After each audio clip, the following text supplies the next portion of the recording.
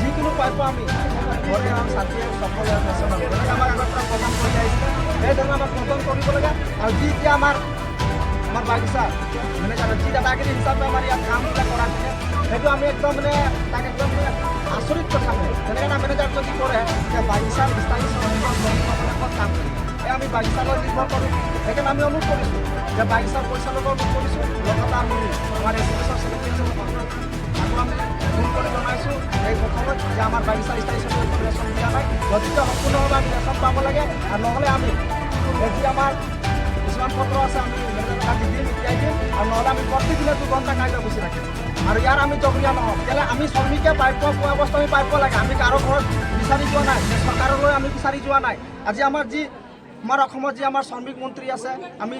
আমাৰ labour commission আছে labour কমিশ্যনক আমি আগতেও কাগজ দিছোঁ যে আমাৰ বাগিচাৰ সমস্যাবিলাক সমাধান কৰিব লাগে আমাৰ বোকাখাটৰ যি ব্ৰাঞ্চৰ লেবাৰ কমিশ্যন ইও মানে মেনেজাৰ পক্ষে মাত মাতে আৰু মেনেজাৰ সৈতে কাম কৰে আমাৰ আজিলৈকে মানে আমাৰ সমস্যাৰ সমাধান কৰা নাই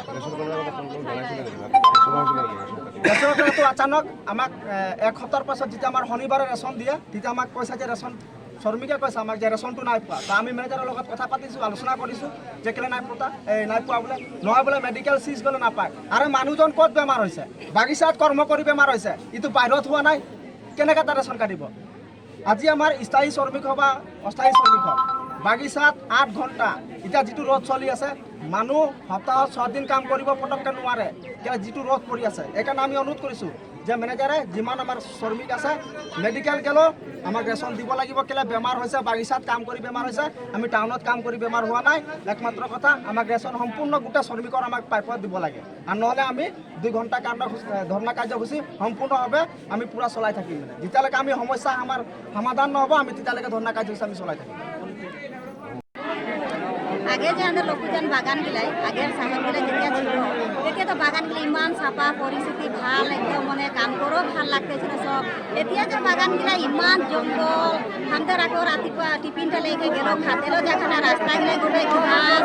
মানে মানুষের কোনো রক্ষা নাই ইমান সাপ আছে মানুষকে কাটিয়ে দিচ্ছে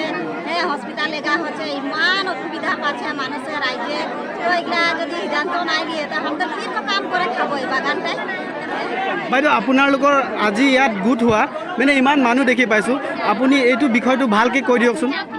আমার বিষয় মানে এটাই হলো যে যাতে আমাদের মানে রেশন যেটা নাকি আমরা পাই সপ্তাহে রেশন পাই ও রেশনটা যেনিবা আমাদের কি মানুষে যেনিবা